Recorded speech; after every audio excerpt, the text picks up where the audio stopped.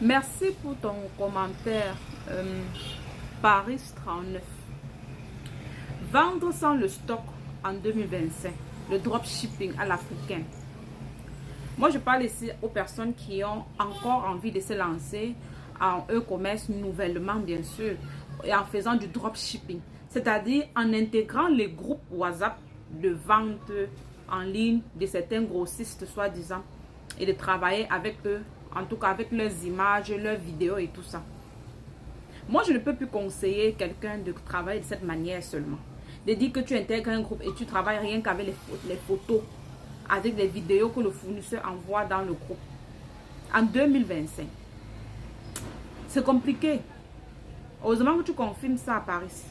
C'est compliqué. Tu vas créer le contenu comment? Tu as un produit que tu veux vendre, un produit physique que tu veux vendre.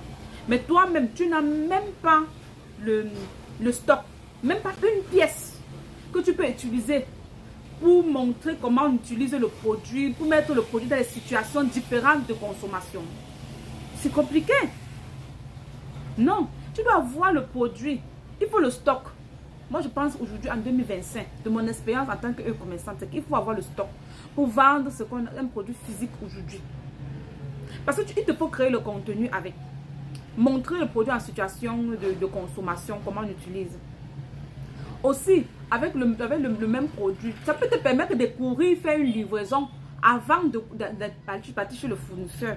Je vais prendre un exemple simple pour quelqu'un qui est à Douala. Tu as ton fournisseur peut-être au marché central ou alors à la douche et je ne sais pas encore quel autre quartier. Et toi-même personnellement, peut-être tu vis à Bonamoussadi ou tu vis à Bonabir ou tu vis dans les PK. Tu n'as pas le stock. Et quand un client t'écrit sur WhatsApp, c'est à ce moment que tu boucles la commande et tu dois peut-être te lever, aller chez le fournisseur pour prendre l'article. Ensuite, aller chez le client livré. Regarde un peu toutes les transactions que tu fais là. Si tu avais le stock, tu as peut-être à Bonamoussadi. Le client t'écrit et le client est même pas loin de toi. Le client peut être à Makepe ou à Deido. C'est plus facile pour toi de quitter chez toi avec le stock, aller livrer le client et rentrer chez toi. C'est plus facile de cette manière-là. Ou si tu as un livreur, le livreur part directement livré. Au lieu de partir d'abord chez le fournisseur avant de rentrer. Et même que aujourd'hui, il y a ce phénomène où quand tu arrives sur les lieux de livraison, tu appelles le client, ne décroche plus le téléphone. Imagine, il y a des fournisseurs que quand tu prends le produit, déjà tu as payé le produit sort de la boutique. Tu ne peux plus revenir avec le produit, il récupère, il ne prend plus. Tu vas rester avec le produit là. Mais si tu as fait ton stock, ça devait être un stock que tu as choisi toi-même. De façon que même si le client refusait même cette marchandise, tu serais rentré de façon sereine.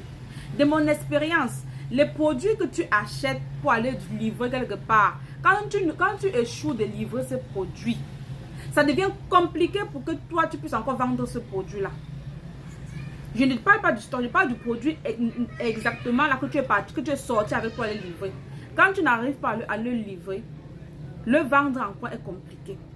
Moi, je ne sais pas, vous pouvez me dire en commentaire à partir de votre expérience. Moi, je le conseillerais aujourd'hui à quelqu'un qui veut se lancer en dropshipping à l'africaine, e-commerce, lui-même, elle-même, d'avoir son propre stock. Même si c'est petit, même si c'est 2 pièces, même si c'est 1 pièce de marchandise, il faut l'avoir. C'est important. Ça va beaucoup t'aider. Ça va beaucoup t'aider. Mais si tu peux avoir un stock plus important, vas-y, prends ton stock. Et vas-y avec la foi. Il ne faut pas y aller avec la peur. Parce que moi, je dis que il y a un transfert d'énergie. Dans ce que tu fais sur les réseaux sociaux et de comment les gens te perçoivent, il y a un transfert d'énergie là-dedans. Donc, je voulais ajouter ceci encore concernant cette question.